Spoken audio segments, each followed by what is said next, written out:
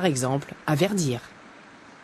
Leur objectif est d'attirer l'attention pour réfléchir. Les militants anti-fourrure de l'association Animal Amnesty organisaient cet après-midi à Toulouse un cercle de silence autour de la dépouille d'un manteau de fourrure. Sur place, Marie Martin et Laurence Beaufet. Un manteau de fourrure barbouillé de faux sang, un symbole bien sûr pour dénoncer le commerce de la fourrure.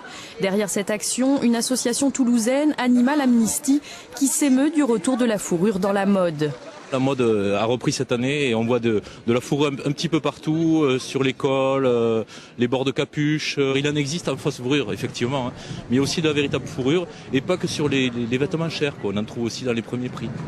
Une grande partie de ces fourrures bon marché provient de Chine où la notion de bien-être des animaux n'existe pas. Et ce que dénoncent ces militants, ce sont bien les méthodes de l'industrie de la fourrure, des piégeages et des élevages cruels, des abattages barbares, ignorés du grand public.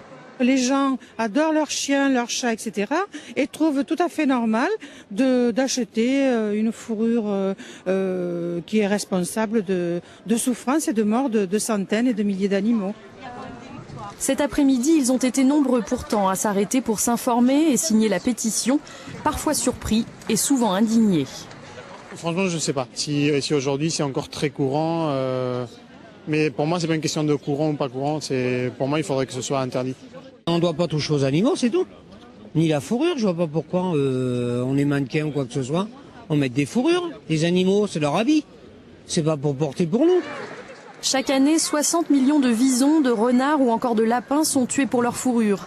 Animal Amnesty demande aux consommateurs français d'être vigilants dans leur choix et fournit au besoin une liste des enseignes estampillées sans fourrure.